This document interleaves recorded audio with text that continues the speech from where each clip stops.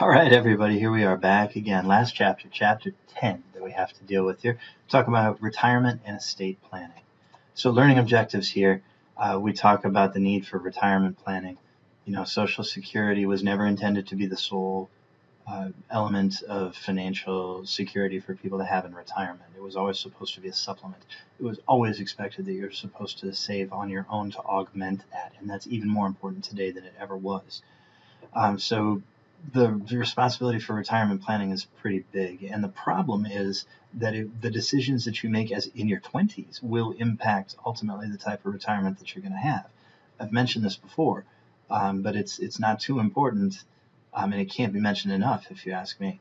We'll talk about how you can use your employer-sponsored plans and your individual retirement accounts to save for the future. We'll talk about different ways to hold property, so titling. And there's a bunch of questions in the end of the chapter exam that have to do with how property can be titled. So you'll want to pay particular attention there. We'll talk about wills. We'll talk about living wills and powers of attorney and advance directives. And then we'll talk a little bit about when you're asking for help, how do you know that a person is properly motivated to do the right thing for you, as opposed to selling you something that's the right thing for them? That's a conflict of interest that's pretty important to navigate, especially for folks who are trying to handle their retirement and savings objectives. So we'll talk about that for a little bit. Historically, we really had three sources of retirement funding. You had Social Security, you had your employer plan, your employer was helping you, and then you were saving on your own. And in the past, we had pension plans, sometimes called defined benefit plans. And that's a literal term. We're defining the benefit, meaning you're going to retire and your employer is going to provide you with some monthly payments for the rest of your life.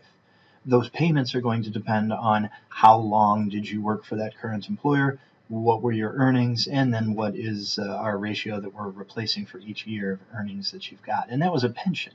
And that was common historically, less common today. Much more common today that your employer-sponsored plan will be a defined contribution plan.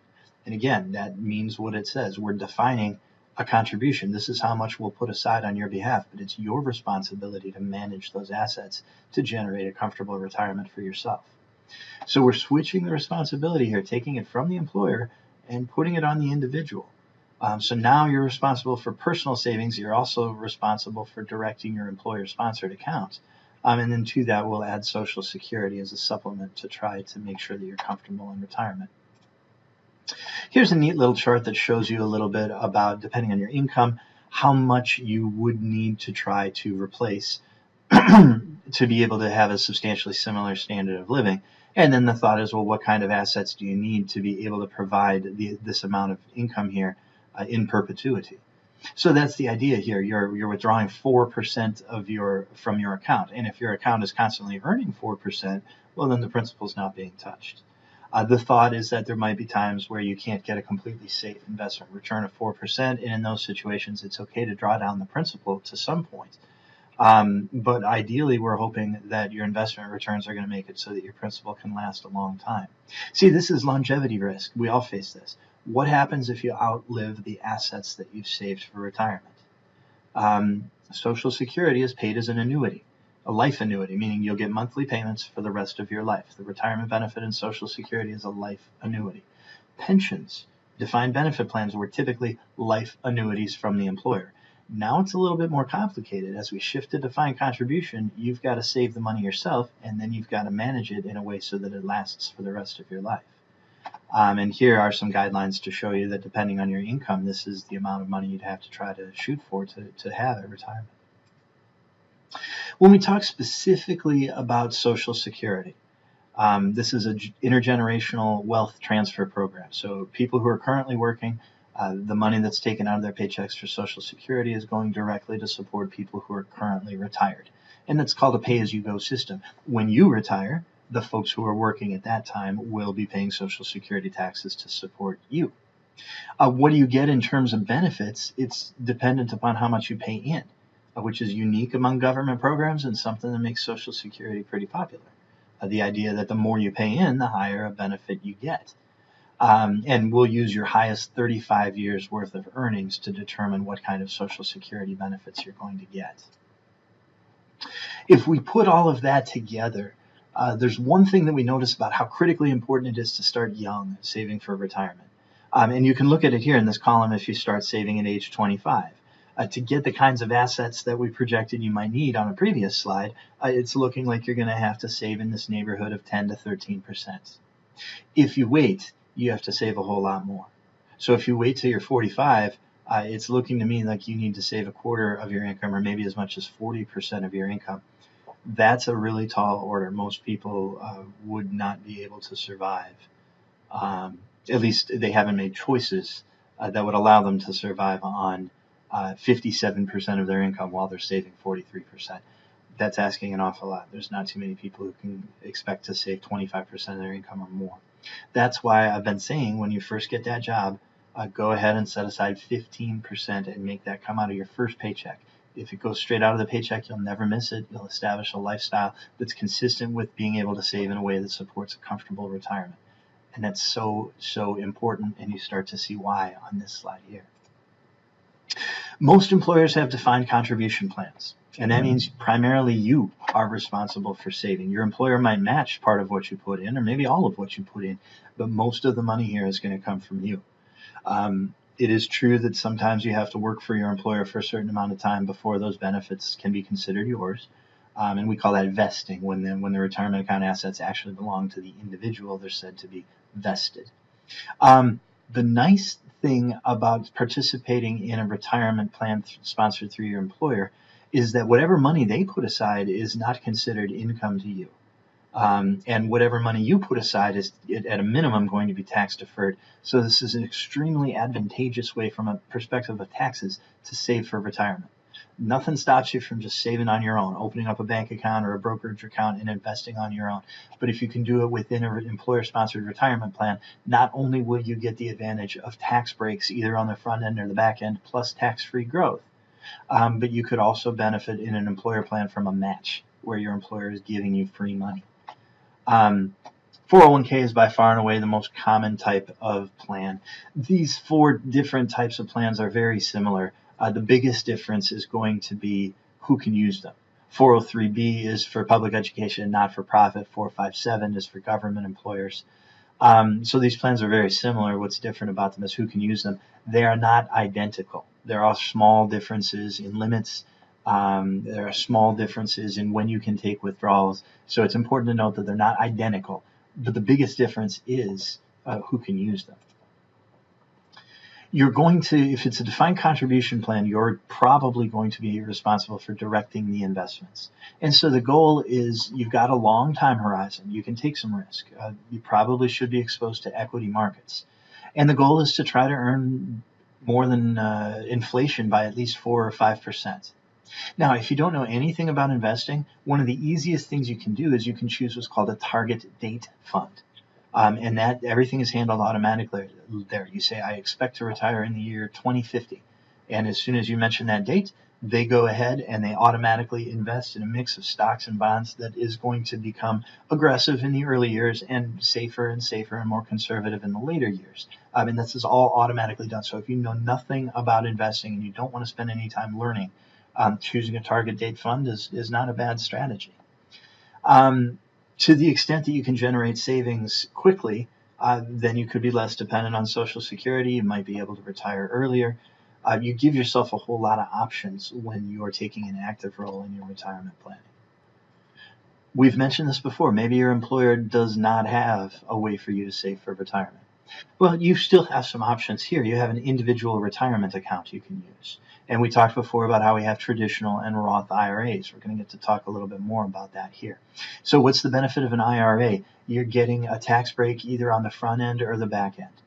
Either your money that you contribute is excludable from income tax in the year you contribute it, or if it's a Roth IRA, you don't get a tax break today, but the money that comes out of a Roth, if it's used for retirement, in other words, after retirement age, then there are no taxable expectations there at all. So you're either getting a tax break on the front end or the back end. With either a traditional or a Roth IRA, your money is growing tax-free. So you've got two tax advantages by using an IRA as opposed to just going and opening up a bank account. If you save that way, or if you save through brokerage assets and you're investing in stocks and bonds, any interest is immediately taxable every year it's earned. And then when you buy and sell securities, when you sell, there could be capital gains taxes that you have to pay. Inside a retirement account, while that account is growing, there are no taxes like that. So you have a far better advantage to being able to use a traditional or a Roth IRA to support your retirement investing. So here's our difference spelled out in terms of how you get your tax advantages here. With a traditional IRA, you're paying taxes when you take the money out. You're getting a tax break up front. With a Roth IRA, you don't get any tax break up front, but when you withdraw money, you won't be paying any taxes at all.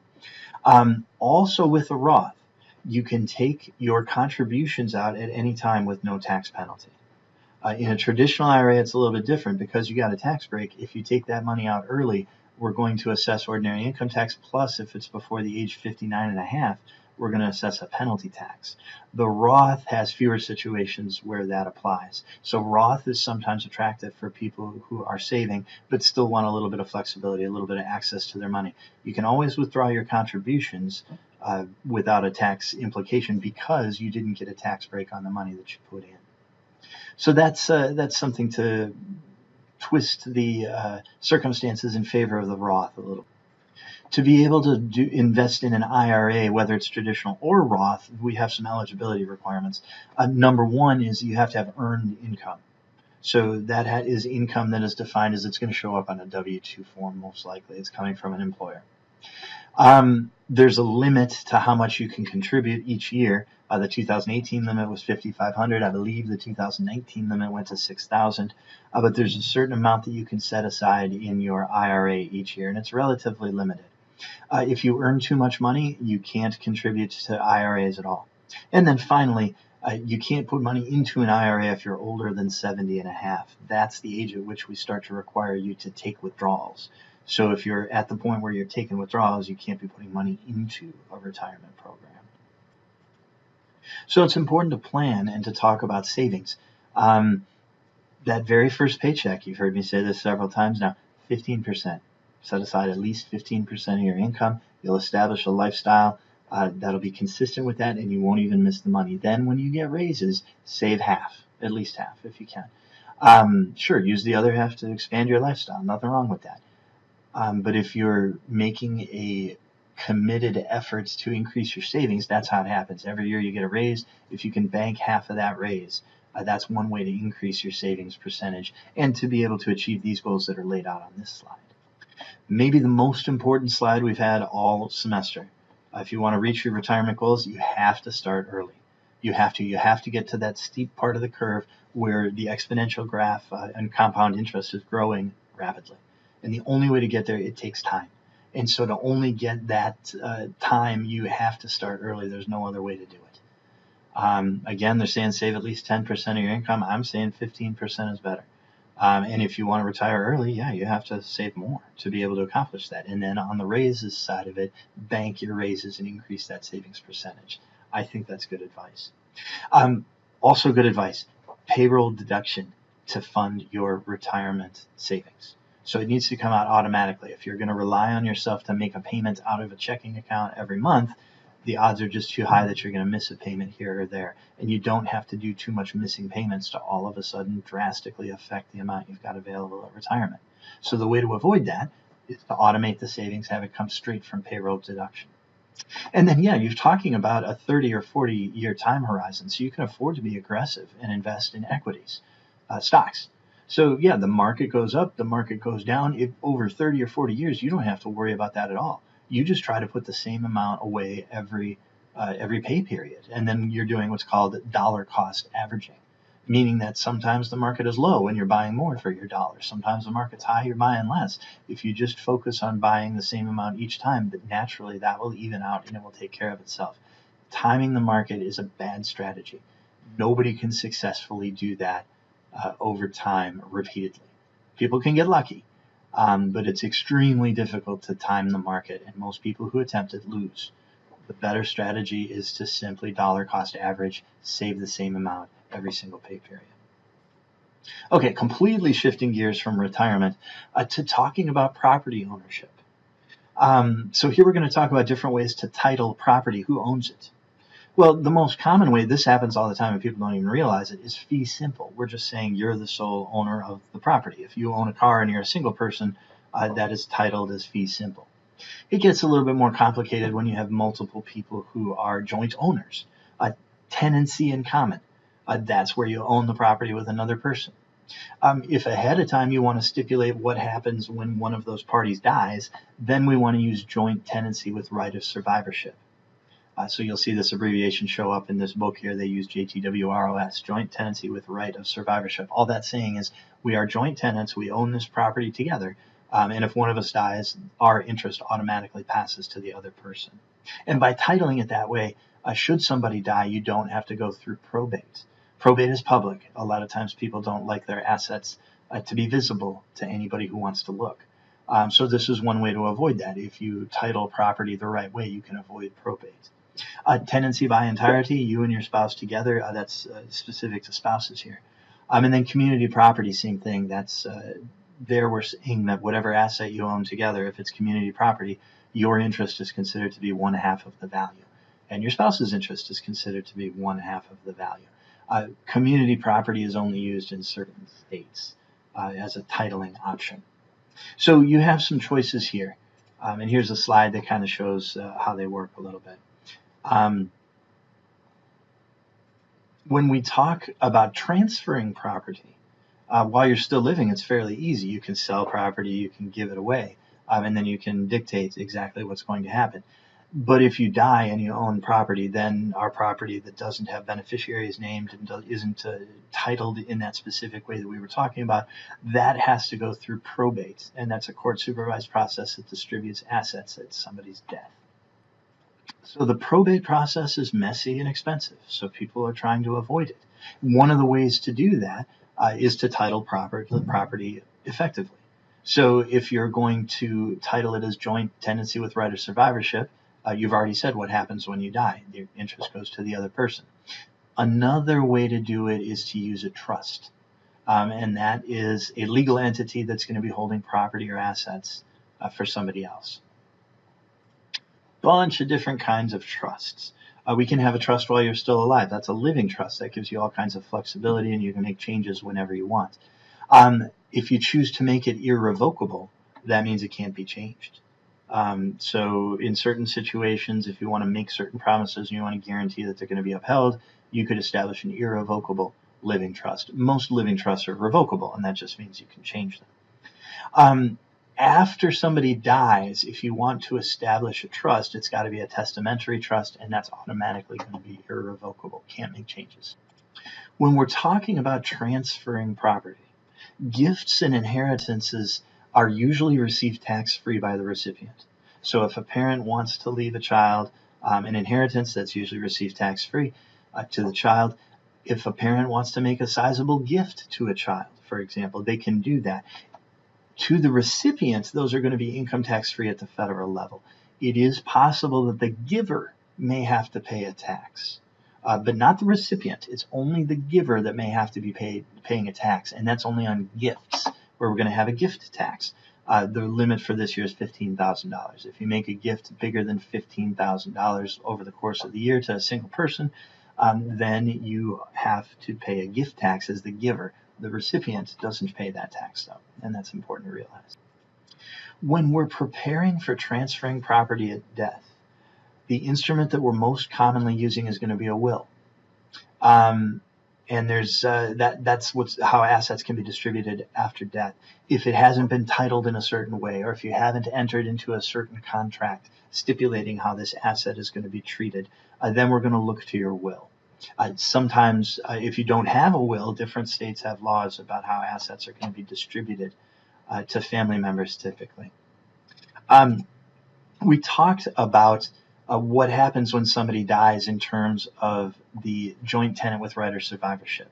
So if we own property together and the right of survivorship is the way that we've chosen to title this, then should one of the owners die, the remaining interest automatically transfers to the other owner.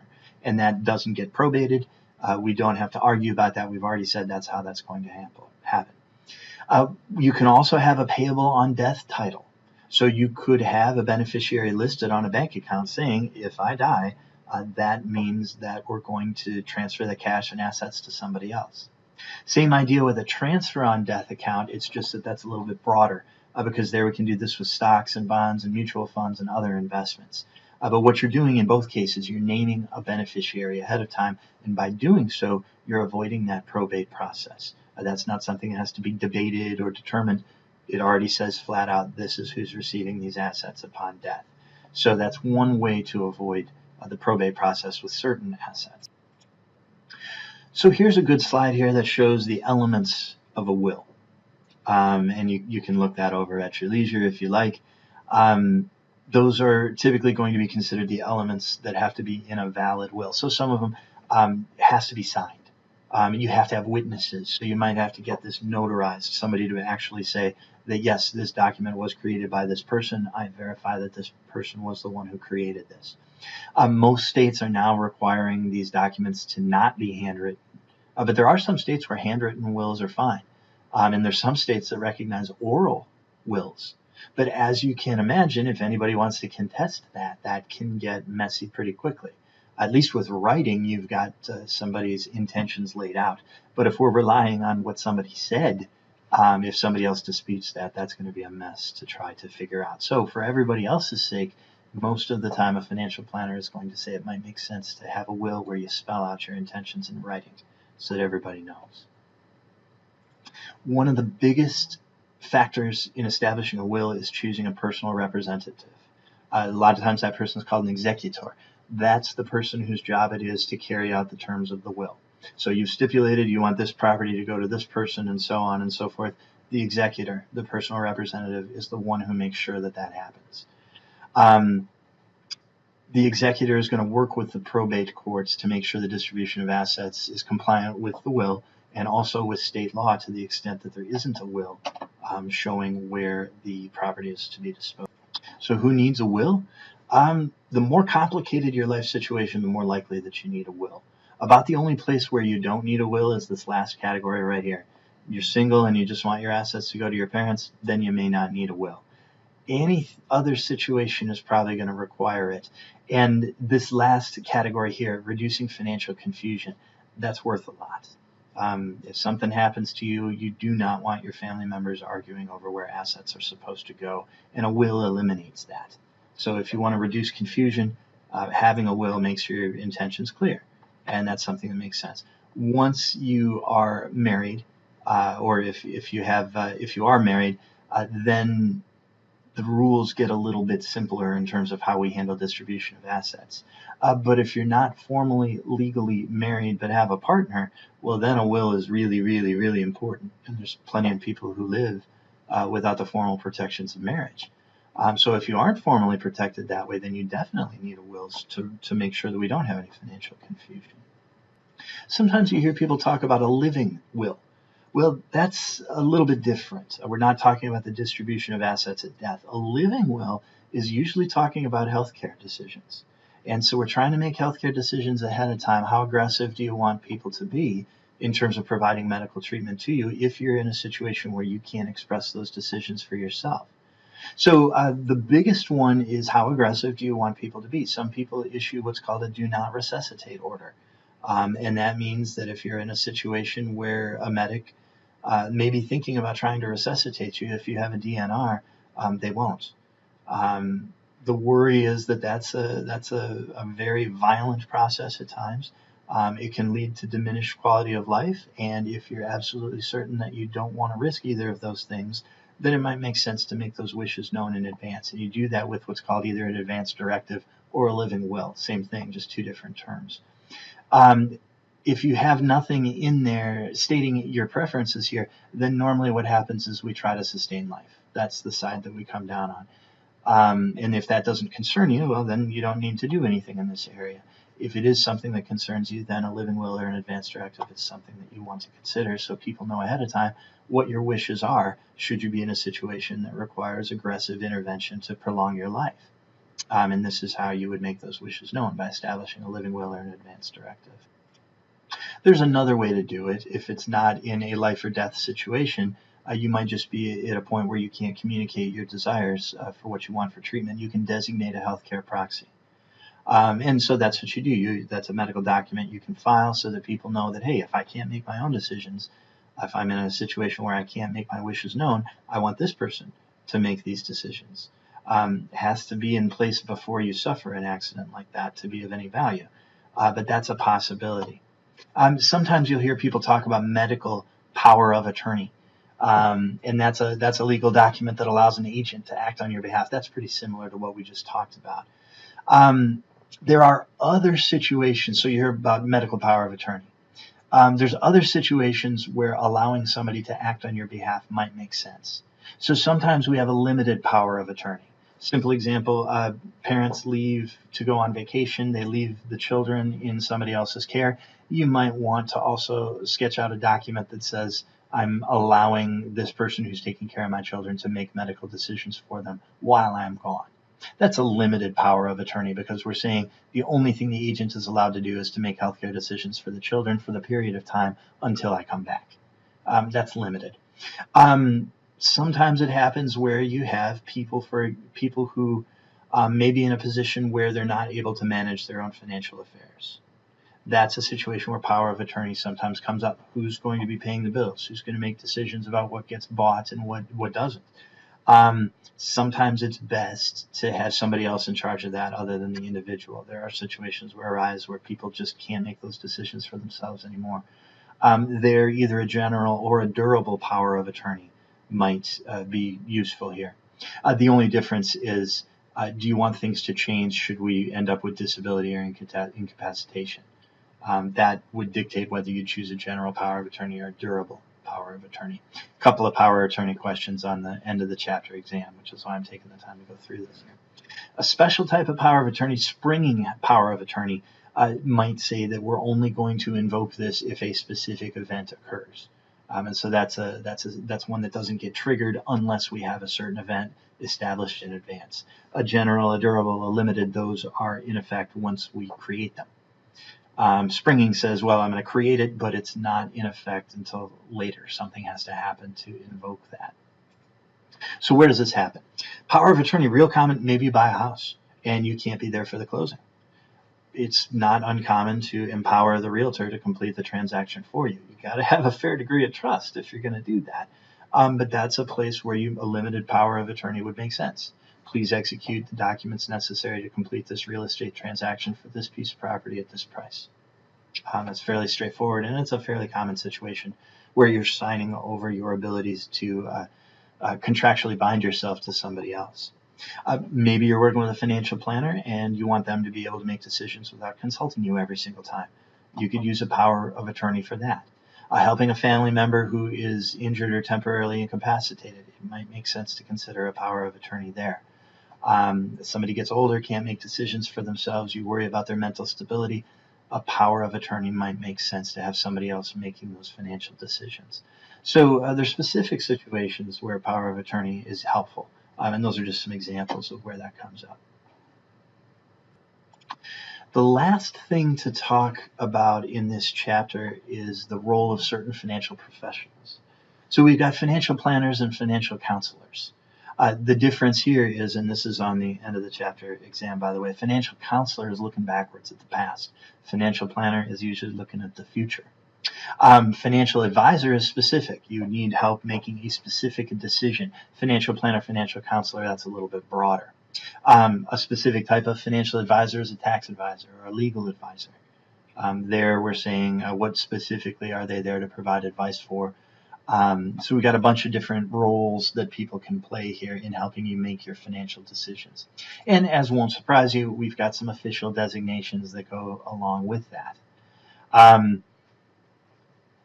Once you have a designation, this usually comes along with what we call fiduciary responsibility.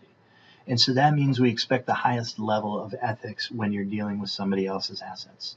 So if I'm a financial planner, if I'm certified, most likely when I'm making decisions for my client, I'm expected to act in their best interest. And so that's one of the things that we worry about here. Sometimes people are concerned a little bit with how people are paid. If you're paid on commission, And there's plenty of financial planners that are paid on commission from selling certain products. The worry is always that if you're paid by commission, that then you have an incentive to sell the things that have the highest commissions as opposed to the things that might be best in that situation for your client. And so that's a potential conflict of interest. That's what we worry about. So when you're paid on commission, that just means that you're usually getting a percentage of the sale price. The other way to do it is to just charge a flat fee. I'll help you with your financial planning for a flat fee of $1,500. Okay, well then you have a little bit more confidence that I'm acting in your best interest because I'm not compensated by commission. It doesn't matter. The investments that we choose, I don't have any incentive to choose particular ones. So the hope is that I have a stronger incentive to act in your best interest. So sometimes you see fee-only financial planners, and that means all they do is they charge a fee. Sometimes we combine these two things, and that's not uncommon at all. Sometimes you'll have a financial planner that allows you to choose. Do you want fee only, or is it okay if they're compensated by commission? And then you have a decision to make here. What we're trying to avoid is a conflict of interest. So we want to make sure that the financial benefit to the counselor isn't greater than the financial benefit to the client. We have that's that idea of a fiduciary standard, and that means we got to act in the client's best interest at all times, and they have to disclose any conflicts of interest.